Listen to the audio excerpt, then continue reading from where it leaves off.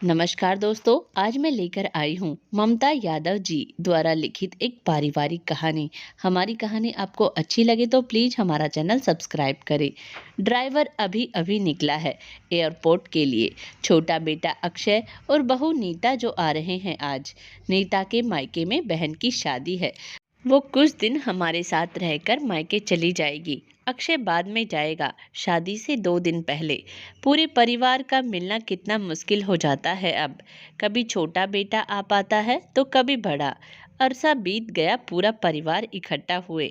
शायद 5 वर्ष हो गए जब दोनों बच्चे परिवार सहित आए थे दीपावली पर। कितनी रौनक रही थी 15 दिन। मैं सोच ही रही थी कि काश दोनों बच्चे परिवार सहित आ जाते तो कितना अच्छा होता। हम दोनों की विवाह की 50वीं वर्षगांठ भी है। पर मेरे सोचने भर से क्या होगा, बच्चों की छुट्टियों पर निर्भर करता है। बच्चे आ चुके हैं घर पर। साथ में 2 वर्ष का नन्हा पोता आरव भी है। कितना बड़ा हो गया है। जब आरव का जन्म हुआ था तब मैं और सुभाष अमेरिका में ही थे। 6 महीने हम लोग रहकर वापस भारत आ गए थे। उस समय बच्चा 5 माह का ही था। मैं तो सारा दिन उसी में व्यस्त रहती।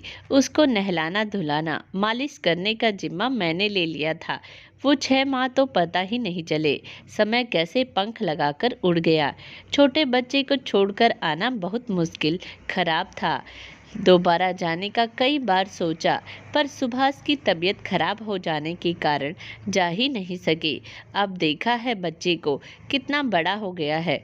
मैंने कितनी बार गोद में लेने की कोशिश की, पर वो आ ही नहीं रहा मेरे पास। 1-2 दिन लगेंगे उसे हम लोगों के पास आने में।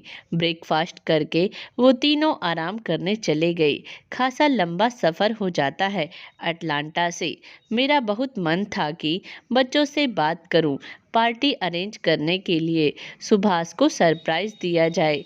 वो भी तो कितनी बार मेरी सरप्राइज बर्थडे पार्टी अरेंज कर चुके हैं, पर मौका ही नहीं मिल रहा बात करने का। सुभाष को सरप्राइज देने के लिए उनके सामने तो बात ही नहीं कर सकते। यदि उनको भनक भी लग जाए तो इस तरह के आयोजन अब उन्हें फिजूल खर्ची ही लगते हैं। पर उन्हें कौन समझाए कि इतना वक्त साथ रहना सबके नसीब में नहीं होता। एक हफ्ता हम लोगों के साथ रहकर नीता अपने मायके चली गई। हम दोनों लगातार शॉपिंग के लिए जाते रहे। नीता ने अपना लहंगा, मेरी साड़ी ब्लाउज, अक्षय और आरव के कपड़े, साथ में सुभाष की शेरवानी भी तैयार करवाई थी। रात छोटे बेटे ने बड़े बेटे आयुष और नेहा से वीडियो चैट की, पर सुभाष भी साथ में थे तो मैं बात ही नहीं कर पाई। मेरा बहुत मन था कि मैं दोनों बच्चों से अपने मन की बात कहूँ कि हमारी मैरिज एनिवर्सरी की पार्टी के लिए मन पर बड़ा बोझ सा महसूस हो रहा था। लगता था कि जैसे कुछ छूट सा रहा है। 2 दिनों के उपरांत अक्षय भी अपनी ससुराल चला गया।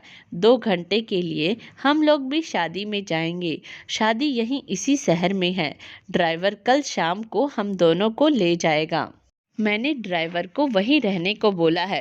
सैकड़ों काम होते हैं शादी के घर में। मेरा तो बहुत मन करता है शादी और पार्टी में जाने का, पर सुभाष को भीड़ भाड़ और शोरगुल अब अच्छा नहीं लगता। वो शांति पसंद करते हैं।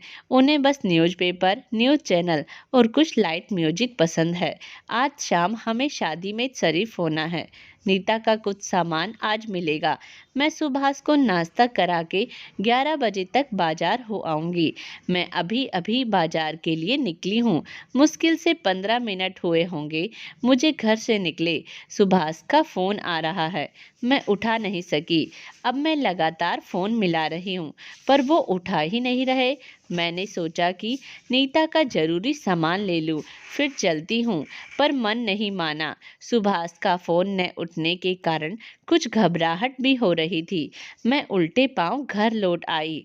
2 बार बैल बजा चुकी हूँ, पर कदमों की कोई आहट नहीं आ रही। वो तो मेरे पास इंटरलॉक की चाबी थी। ताला खोलकर भगवान को याद करते हुए मैं अपने बेडरूम में गई। मैं सुभाष को पुकारते हुए आगे बढ़ ही रही थी कि सुभाष नीचे गिरे हुए मिले। उनके पास ही उनका मोबाइल भी पड़ा था। घबराहट में मैं तो जैसे शून्य पड़ गई थी। कुछ हिम्मत करके मैंने उन्हें बिस्तर पर लेटाने की कोशिश की, पर मैं उन्हें हिला भी न सकी।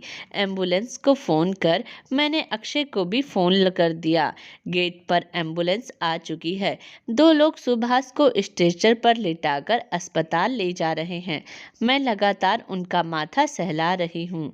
स्ट्रेचर लगभग दौड़ते हुए सुभाष को इमरजेंसी वार्ड में ले गए हैं। मुझे बाहर ही रोक दिया गया।